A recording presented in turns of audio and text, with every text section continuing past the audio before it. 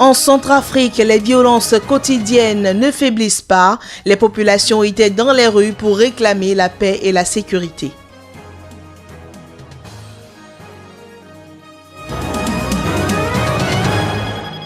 Nouvelle manifestation nocturne à Al-Hoceima au Maroc.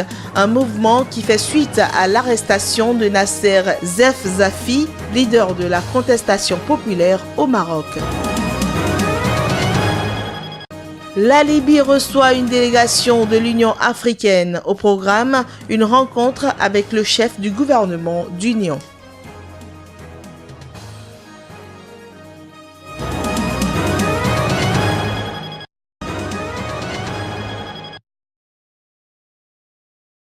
Les affrontements violents entre les groupes armés et leurs conséquences sur la population civile ont poussé des dizaines de personnes à descendre dans la rue dans la capitale centrafricaine.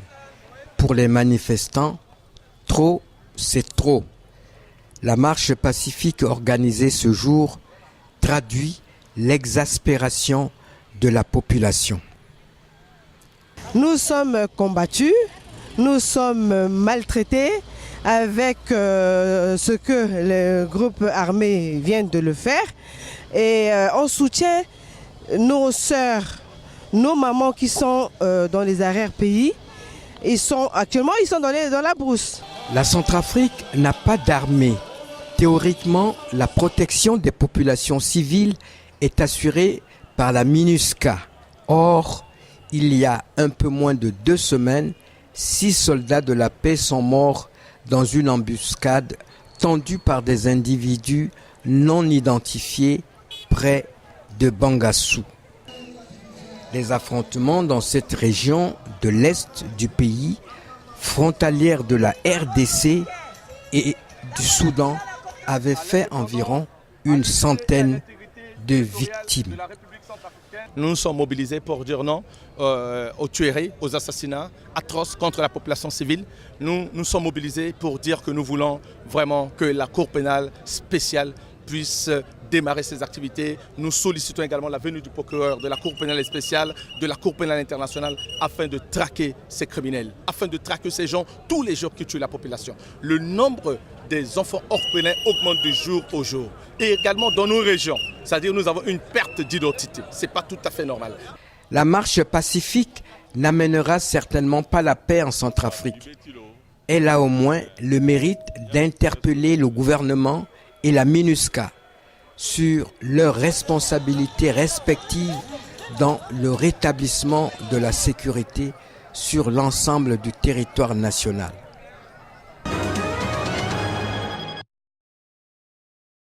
Près de 2000 personnes ont de nouveau manifesté ce mercredi soir à Al-Hoceima, ville du nord du Maroc, pour exiger la libération de Nasser Zefzafi, leader de la contestation populaire qui secoue la région depuis 7 mois. Pour la 6e nuit consécutive, les protestataires ont battu le pavé dans le quartier de Sidi Abed au cri de « Nous sommes tous Nasser Zefzafi ». Les forces anti-émeutes s'étaient positionnées ce soir en retrait du quartier, investi par les manifestants après la rupture nocturne du jeûne du Ramadan. Comme la veille, beaucoup brandissaient des portraits photocopiés de leurs icônes, des drapeaux multicolores berbères ou encore une banderole barrée d'un « Arrêtez-nous, nous sommes tous des activistes ». En ce qui concerne la femme du RIF, elle souffre comme l'homme du RIF de l'exclusion, de la marginalisation et de l'injustice. Et c'est pour ça que le Irak continue avec la femme et l'homme. Ça ne veut pas dire que la femme sera le leader aujourd'hui. C'est le RIF qui est le leader. Le flambeau du Irak populaire est entre les mains de tous les Rifaines et les Rifains.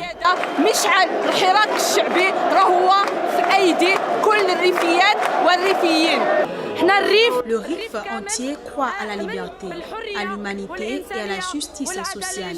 Si vous emprisonnez nos leaders, nous résisterons jusqu'au succès de nos demandes, qui sont des droits dans les pays démocratiques. Leader de la contestation populaire qui secoue depuis octobre la région du Rif, Nasser Zefzafi a été interpellé lundi matin par la police pour atteinte à la sécurité intérieure. Depuis la diffusion vendredi de mandat d'arrêt Le Vison, Al-Hoceima, une ville de 56 000 habitants, est en effervescence, même si l'activité reste calme en journée. Le rassemblement s'est dispersé peu avant minuit, sans incident.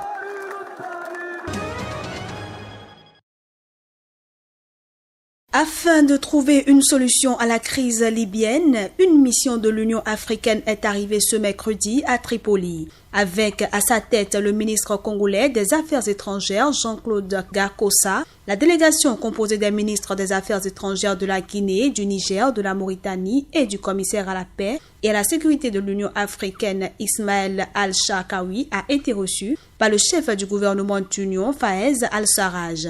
Ils ont ensemble abordé la question de la crise libyenne et comment la résoudre dans le cadre de l'accord politique. La délégation a souligné le soutien de l'Union africaine en faveur de l'accord national du gouvernement et a salué les efforts de Fayez Al-Sarraj pour parvenir à une réconciliation nationale entre partis politiques rivaux. Selon la délégation, la réunion a également visé à essayer d'impliquer toutes les parties dans le processus politique et à réunir des points de vue différents. Pour sa part, le chef du gouvernement d'union, Fayez Al-Sarraj, a salué l'importance du soutien de l'Union africaine à la sécurité de la Libye.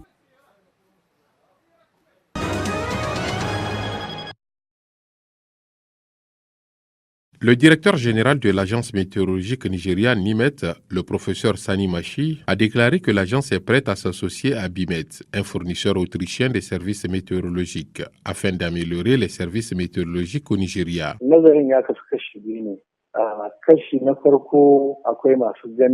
Il a déclaré que l'agence nigériane NIMET était actuellement confrontée à un certain nombre de défis, allant du déficit de capacité à l'insuffisance de la densité des stations de réseau. Selon toujours le directeur général de la NIMET, l'agence n'avait actuellement que 54 stations météorologiques à travers le pays, pour desservir l'énorme masse de la population et la terre. Abimet est un fournisseur leader de services météorologiques précis et d'alertes météorologiques dans le monde et le Nigeria se dit prêt à s'associer à ce fournisseur autrichien. Le directeur Machi a déclaré que l'agence avait marqué une étape importante dans ses services prévus au cours des années, ajoutant que la récente réduction de la prévision des précipitations saisonnières pour les États était un autre exploit. L'État de Kassina était le premier à avoir reconnu l'efficacité et l'exactitude du service de NIMET. Il a déclaré également que le gouvernement de l'État a produit son rapport pour 2016 avec une précision de 100%. Christophe Neudert, au niveau de l'agence autrichienne, a déclaré qu'ils sont prêts à s'associer à NIMET pour rechercher une collaboration sur la façon d'élargir et d'améliorer la capacité à fournir des services météorologiques plus précis. Il a enfin déclaré que Abimet, basé à Vienne, en Autriche, était en partenariat avec de nombreuses organisations et agences internationales pour aider à fournir des données météorologiques utiles.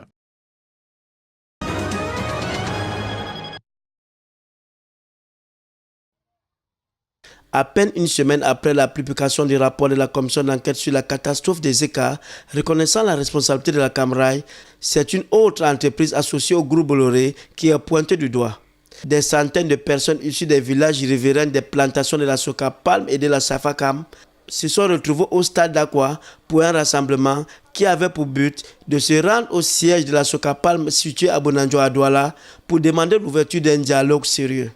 Il s'agit d'une demande de rencontre pour négociation des conflits, pour résoudre les conflits que la Sokapam a avec les populations riveraines. Quel conflit ça? Les conflits, il s'agit de rétrocession des terres, il s'agit de la pollution et le non-respect des obligations de services publics que le repreneur a accepté de suivre, à savoir l'école, l'électricité, l'eau, tout et consorts et routes. En rappel, le 5 juin 2013, les mêmes riverains s'étaient rendus à la direction générale de la Soka Palm pour faire des alertes sur les mauvaises conditions de travail dans les villages dues aux activités de la Soka Palm. 4 ans plus tard, malgré de nombreuses mobilisations et interpellations, la direction de la Soka Palm, tout comme la Sofin, n'a toujours pas ouvert un cadre de dialogue permettant de résoudre durablement les conflits. Et l'objectif, c'est qu'il y ait une relation directe entre Soka Palm et l'association représentative. Parce qu'il y a les chefs traditionnels qui disent être les représentants des populations et qui ne font pas le vrai jeu. Les riverains font appel à la responsabilité de la direction générale du groupe qui, depuis 2016, doit respecter sa nouvelle politique de gestion responsable pour l'ouverture d'un dialogue constructif permettant réellement de résoudre les conflits de manière durable.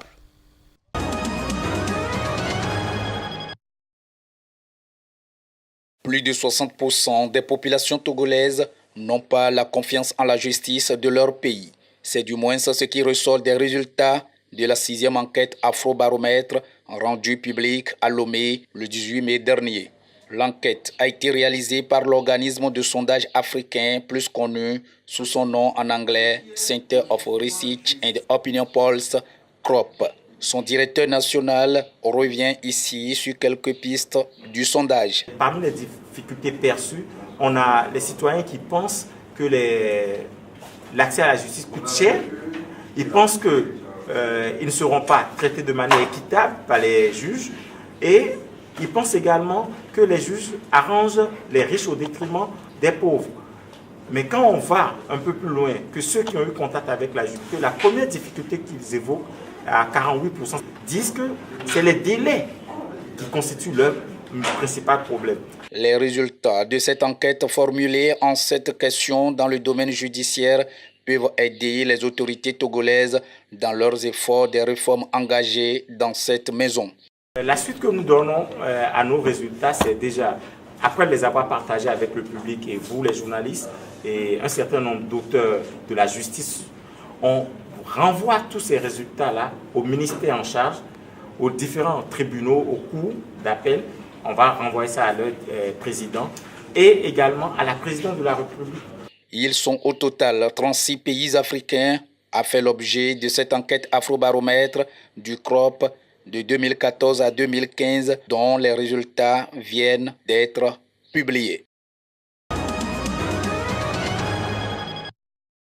Après sa photo d'identité judiciaire le montrant les yeux hagards et mal rasés, la police a rendu public ce mercredi la vidéo du contrôle routier qui a conduit à l'arrestation de la star du golf Tiger Woods pour conduite sous influence. Les images filmées par la caméra placée sur le tableau de bord de la voiture du policier qui a interpellé Woods lundi matin montrent notamment les difficultés de l'ancien numéro 1 mondial à se tenir debout et à parler. Comme indiqué dans le procès verbal de l'arrestation publié mardi par la police de Jupiter, la ville de Floride où Woods vit, celui qui est surnommé le Tigre, explique aux policiers ne pas avoir consommé d'alcool, mais avoir pris des médicaments, notamment des antidouleurs. Considéré comme l'un des meilleurs golfeurs de l'histoire, Woods, 41 ans, a été arrêté pour conduite sous influence lundi matin et a été placé en détention avant d'être rapidement libéré. Il avait été retrouvé endormi au volant de sa voiture, au bord d'une route à 2 voies, le moteur et les phares allumés, 2 pneus crevés et le pare-choc avant endommagé. Woods avait présenté peu après la fin de sa détention ses excuses tout en affirmant qu'il n'était pas sous l'influence de l'alcool mais sous l'emprise d'une prescription médicamenteuse comme confirmé ensuite par la police. L'Américain a été opéré en avril dernier du dos pour la 4e fois depuis 2014. Woods dont la carrière a été ternée par des révélations sur ses infidélités et son divorce acrimonieux en 2010 a fait son retour sur le circuit professionnel du golf fin 2016 après 15 mois d'absence sur blessure mais il a dû mettre fin rapidement à sa saison 2017 à cause de nouvelles douleurs au dos.